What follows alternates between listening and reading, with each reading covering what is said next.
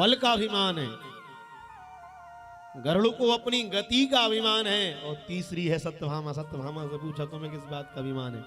सत्यभामा को दो चीजों के अभिमान थे और दो बार भगवान ने तोड़े।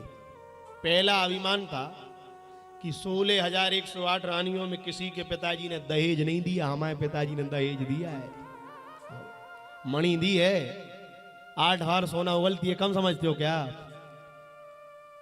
ऐसे वैसे थोड़ी है। और दूसरा अभिमान, हमसे ज्यादा सुंदर 16,108 रानियों में दूसरी कोई नहीं है, बहुत सुंदर है।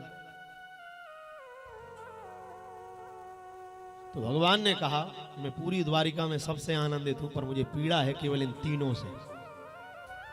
तो हनुमान जी कौन है? हनुमान जी के लिए गोस्वामी जी लिख रहे हैं, चारों युग प्रताप तुम्हारा। हनुमान चालीसा में लिखा है हनुमान जी चारों युगों में है। राम जी त्रेता में आए, पर राम जी का नाम सतयुग में आ गया।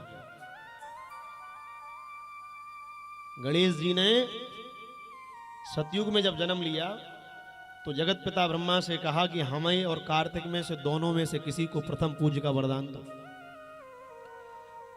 तो जगत पिता ब्रह्मा जी ने कहा कि जो पहले पृथ्वी की प्रदक्षिणा लगाकर आएगा उसको प्रथम पूज्य कर देंगे। तो सतयुग के गणेश जी ने, कार्तिकेय जी तो अपने वाहन पर बैठकर चले गए, पर सतयुग के गणेश जी ने क्या कि इतना विशाल काय तो देह है और मूसक हमारा वाहन है, कैसे जाएंगे? तो उनको शास्त्रों की स्मृति हो गई, क्योंकि बुद्धि को जानने वाले हैं।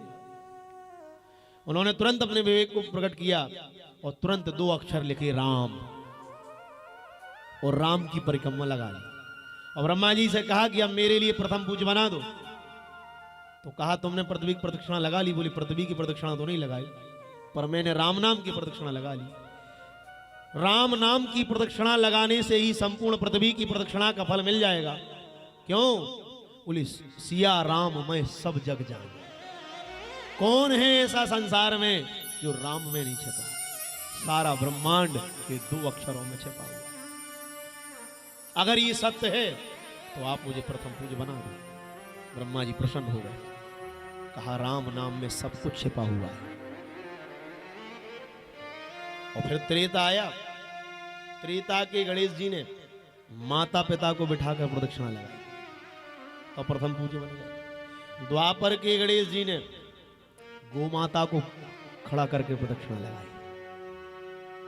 और तीनों युगों में इनके वाहन अलग अलग हैं। सतयुग में मूसक है, द्वापर में सिंह है, वो द्वापर में, त्रेता में सिंह है और द्वापर में हाथी है। इसलिए लक्ष्मी की चाह रखने वालों को हाथी पर बैठे हुए गणेश जी का चित्र लगाना चाहिए। ऐसी मेरी कोई गारंटी नहीं है, मैंने पुराणों में पढ़ा है, नहीं तो तुम दावा कर दो कि तुमने ऐसा कहा था। ऐसा लिखा है। और प्रायः हाथी पर बैठे हुए गणेश जी बहुत दुर्लभता से मिलते हैं। अब माताएं खोज लेंगी, हाँ सब पता लगा लेंगे कहाँ मिलेंगे महाराज। आज से ही चित्त में चालू हो गई ये बात। महाराज जी ने कहा था हाथी पर बैठे हुए चाहिए, हाथी पर। ठीक है। इन तीनों को अभिमान पर हनुमान जी चारों युगों में है, चारों युग प्रताप तुम्हारा। तो भगवान द्वारिकाधीश जब द्वारिका में निवास कर रहे तो मन में भगवान को विचार आया क्या करूं। तो तुरंत हनुमान जी को बुलाया। हनुमान जी से कहा हे हनुमान जी, आज इन तीनों के अभिमान का नष्ट करने के लिए ही तुम्हें द्वारिका में आना है। हनुमान जी कौन है? बोले राम काज कीने बिनु मोहि कहां विसराम। भगवान का कार्य करने के लिए तो मेरा अवतार है। कौन है हनुमान जी? लोग कहते हैं हनुमान जी शंकर जी का 11वां रुद्र है। 11वां रुद्र नहीं है, 11 रुद्र हनुमान जी बनकर आए। एक रुद्र नहीं है, 11 के 11 रुद्र श्री हनुमान जी का रूप धारण करके भगवान की सेवा के लिए आए हैं। वही साक्षात है। तो हनुमान जी जैसे ही द्वारिका में आए तो द्वारिका में अनंत बलवंत स्वर्ण शैला वदेहम श्री हनुमान जी महाराज आए तो 16,108 रानियों की अलग अलग भवन हैं, अलग अलग रनिवास हैं, अलग अलग वाटिकाएं हैं। सब अलग अलग पुष्पों का चयन करते हैं। और सायकाल भगवान सुधर्मा सभा से जब 16,108 रानियों के भवन में जाते हैं तो 16,108 रूप धारण करके भगवान जाते हैं। सारी रानियां भगवान की आरती उतारती हैं। उस पूरी द्वारिका में भगवान का सबसे प्रधान बाग है, जिसकी सेवा भगवान के सेवक गण करते हैं। तो भगवान ने हनुमान जी को बुलाया, कहा आप एक बार वाटिका में आए थे, कब? बोले त्रेता में। बोले त्रेता में हनुमान जी किस वाटिका में गए? बोले अशोक वाटिका, जो लंका में है। वहां क्या किया? बोले वहां भक्ति बैठी है। अशोक वाटिका में भगवान का संदेश भक्ति को दिया। राम भगवान है, जानकी भक्ति है। और नाभादास जी ने लिखा है, भक्त भक्ति भगवंत गुरु। हनुमान जी भक्त हैं, भक्त भक्ति को भगवान का संदेश दे रहा है, क्योंकि ये गुरु की आज्ञा है। नाभादास जी कहते, भक्त भक्ति भगवंत गुरु, चतुर नाम बपु एक, इनके पद वंदन करें नासै विघन अनेक। वहां भी वाटिका है, अशोक वाटिका, और यहां भी वाटिका है द्वारिका में। हनुमान जी से कहा, वहां भी आपने भक्ति को संदेश दिया था, आप यहां आ जाओ और मेरा कुछ काम बिगड़ गया है उसको बना दो। हनुमान जी आए वाटिका में। हनुमान जी कुछ फल खाते जाएं, कुछ वृक्ष तोड़ते जाएं, सैनिकों को, जैसे ही सैनिक बाण बंदर को भगाने जाएं तो हनुमान जी भगते और नहीं और उनको मारते, वृक्षों को उठा उठाकर उनके ऊपर पटकते। तो सैनिक दौड़े दौड़े गए। भगवान सुधर्मा सभा में बैठे थे, ये लीला कराने वाले भगवान थे। भगवान सुधर्मा सभा में बैठे बैठे हंस रहे। एक तरफ वहां महाराज चक्र जी बैठे, गरुड़ जी बैठे, उद्धव जी बैठे, बड़े बड़े सभासद बैठे, और भगवान मंद मंद मुस्कुरा रहे, हनुमान जी की लीला देख रहे। बोले हनुमान जी द्वारिका आ गए। बोले तो बानर दौड़े दौड़े आए, सभा में आकर कहा, राजाधिराज द्वारिकाधीश की जय हो। क्या बात है? बोले आज आपके बाग में एक बानर घुस गया है, वो बानर पूरी द्वारिका के बाग को उजाड़ रहा है, प्रभु कुछ करो जल्दी। तो अब एक बंदर को भगाना है, और भगवान आज्ञा किसे कर रहे हैं? किसी को भी भेज देते, पर वो साधारण बंदर नहीं है, वो श्री हनुमान जी है। जैसे ही सभा में सब लोग हंसने लगे, केवल एक बंदर को भगाना है। और सबसे बलशाली जिन्हें अपने बल का अभिमान था, वो थे सुदर्शन चक्र। तो भगवान ने सबसे पहले चक्र की तरफ देखा, कहा चक्र जी। बोले क्या? बोले थोड़ा जल्दी जाओ और इस बानर को थोड़ा ठिकाने लगा कर आओ। चक्र जी हंसने लगे, बोले हमसे कह रहे? हमसे? वो भी बानर को भगाने के लिए? अरे कोई और बड़ा काम देते तो हम जाते, केवल बंदर को भगाने के लिए हमसे कह रहे? अच्छा, कभी कभी हम लोगों को भी लगता है कोई छोटा काम हो ना, तो हम लोग क्या कहते हैं? हमसे कह रहे? हमसे? अच्छा, वो भी हमसे? ये हम ही है, भगवान तक नहीं जाने दे रहा। सेवा कोई छोटी नहीं होती, जो सेवा मिल जाए। भगवान राजसूय यज्ञ कर रहे हैं, भगवान ब्राह्मणों के चरण धुला रहे हैं, और भोजन की हुई पातल को भगवान उठा रहे हैं। पढ़ो महाभारत, लिखा। सेवा के लिए कोई पात्रता नहीं है, सेवा करने वाला तो तुरंत सेवा करने लगता है। पर चक्र जी को लग रहा, बताओ केवल एक बानर के लिए हमको कह रहे? पर क्या करें, भगवान की आज्ञा हो गई तो मानना तो पड़ेगी। तो सुदर्शन चक्र जी गए। हनुमान जी एक हाथ से फल खा रहे थे, एक से वृक्षों को उखाड़ उखाड़ कर फेंक रहे थे। आचार्य चरण कहते हैं, जैसे ही सरकार पहुंचे तो चक्र जी ने आकर, सुदर्शन चक्र ने जाकर हनुमान जी से कहा, ए बानर, राजाधिराज की द्वारिका की वाटिका है, बोले जितने जल्दी हो यहां से चला जा, तू वृक्षों को उखाड़ कर फेंक रहा है। अगर मेरे बल को नहीं जानता, बोले एक क्षण नहीं लगेगा, तेरी गर्दन अलग कर दूंगा। जैसे हनुमान जी से कहा तो हनुमान जी ने वृक्ष को तो एक तरफ फेंका, फल को एक तरफ पटका, और एक हाथ से सुदर्शन चक्र को उठाया और कांकरी के नीचे चमीटा और हाथ दबा लिया, और फिर फल खाना चालू कर दिया। 3 दिन हो गए कांकरी के नीचे ही चपे हैं, इतने बलशाली। 3 दिन हो गए, भगवान वहां से बैठ कर देख रहे, बोले देखो बलवानों की स्थिति क्या है। 3 दिन बाद जब नहीं लौटे तो भगवान ने कहा, सुदर्शन चक्र का अभिमान तो गल गया, अब हैं गरुड़ जी। तो गरुड़ जी से कहा, बोले सुनो, बोले 3 दिन हो गए चक्र जी नहीं आए, थोड़ा जल्दी जाओ और जाकर उस बानर से ये कह देना कि राजाधिराज द्वारिकाधीश प्रभु ने थोड़ा जल्दी सभा में बुलाया। तो भगवान ने जल्दी क्यों कहा? क्योंकि इनको यही अभिमान था, हमसे ज्यादा जल्दी संसार में कोई नहीं जा पाता, बहुत तेज चलते, हमारी गति बहुत तेज है। गरुड़ जी हंसने लगे, बोले लो, हमसे कह रहे हैं जल्दी जावे की, वो भी हमसे? हमसे? हमसे ज्यादा तेज कोई चल पाया संसार में? अरे भगवान मन में कह रहा है, बोले जाकर तो देखो, ही पता चल जाएगा तुम कितने जल्दी जाने वाले हो। कहा कोई बात नहीं, अब आपने कह ही दिया। तो जैसे ही हनुमान जी महाराज के पास श्री गरुड़ भगवान गए तो एक हाथ से फल खा रहे थे हनुमान जी, एक से कांकरी के नीचे चबाए थे। चक्र जी को जाकर पूछा गरुड़ जी ने, हे बानर। हनुमान जी ने नेत्र ऊपर उठाकर देखे, कहो चक्र जी को देखा है? 3 दिन से निकले हैं, यहीं आए थे। तो जैसे ही कहा सोई हनुमान जी ने कांकरी ऊपर करी, सो पट्ट से नीचे गिरी चक्र जी।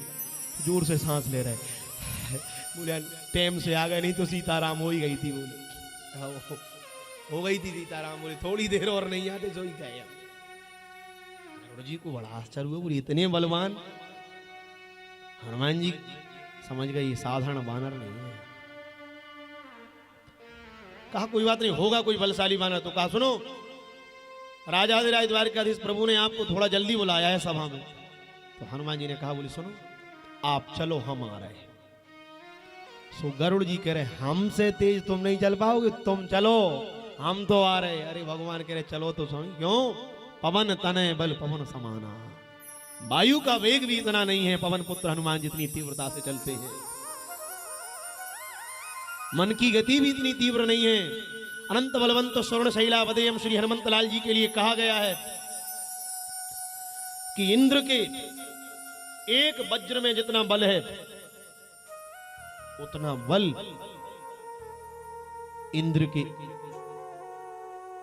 जितना बल इंद्र के 10,000 वज्र में है उतना बल इंद्र के एक ऐरावत हाथी में है। जितना बल इंद्र के 10,000 ऐरावत हाथियों में है उतना बल इंद्र की बाईं भुजा में है। जितना बल इंद्र की 10,000 भुजाओं में है उतना बल हनुमान जी की पूंछ के एक बाल में है। इसलिए अतुलित बलधामम स्वर्ण शैलावदेयम। हनुमान जी ने कहा आप चलो। गरुड़ जी हंसने लगे, कहा हमसे तेज तुम नहीं जा पाओगे। तो जैसे ही यहां से गरुड़ जी निकले, गरुड़ जी सभा में पहुंचे और हनुमान जी वहां खड़े मिले। सोई लज्जित हो गए, मुंह नीचे लटका लिया। आज तक यही समझते हम ही बहुत तेज चलते हैं, आज देख लिया वानर बहुत तेज है। तो गरुड़ जी का अभिमान भी नष्ट हो गया, चक्र जी का भी। अब सत्यभामा को बहुत अभिमान।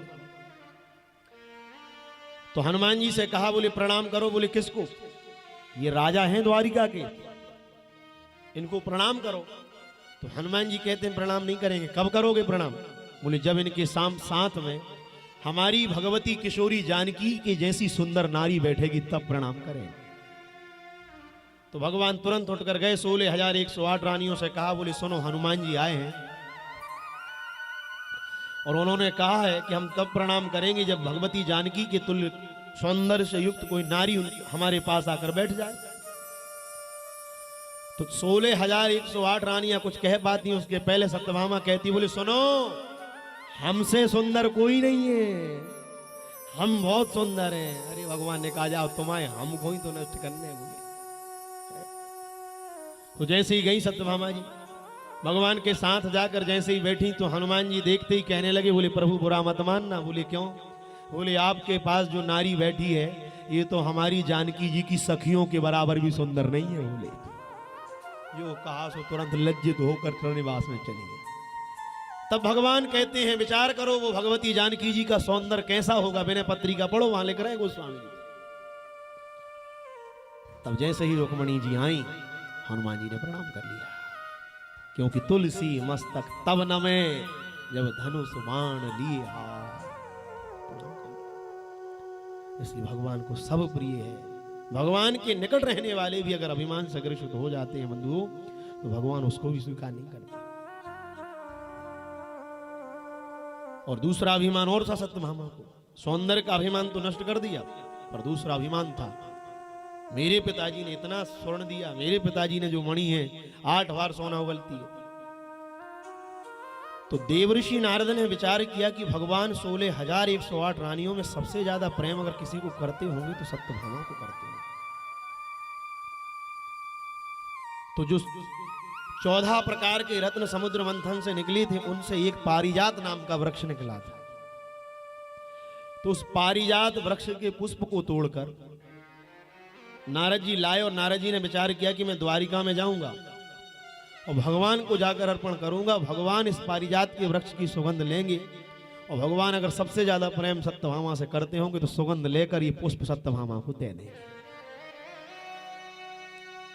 और जैसे ही गए तो जाते ही भगवान को नारद जी ने प्रणाम किया। प्रणाम करते ही भगवान को पारिजात नाम का पुष्प अर्पित किया। भगवान ने उसकी दिव्य सुगंध को लिया क्योंकि स्वर्ग से आया है। और सुगंध लेकर नारद जी तो केवल ये देखने आए थे कि भगवान सबसे ज्यादा प्रेम किससे करते हैं। तो उसी समय नारद जी ने वो पुष्प भगवान को दिया। भगवान ने उस पुष्प की सुगंध ली और सुगंध लेकर भगवान ने सत्यभामा को नहीं दिया, वो पुष्प रुक्मणी को दे दिया। और जैसे ही रुक्मणी को दिया सोई नारद जी समझ गए, रे बोले भगवान तो रुक्मणी से बहुत प्रेम करते हैं, सत्यभामा से बिल्कुल प्रेम नहीं करते। तो भगवती रुक्मणी को पुष्प अर्पण किया और उसी समय देव ऋषि नारद 16,108 रानियों के भवनों में सत्यभामा के भवन में प्रवेश कर गए। मुखमंडल पर थोड़ा सी उदासी छाई है। भगवती माता सत्यभामा ने जैसे ही आते हुए नारद जी को देखा, नारद जी इनके गुरु हैं, ये संबंध नारद जी ने कराया था।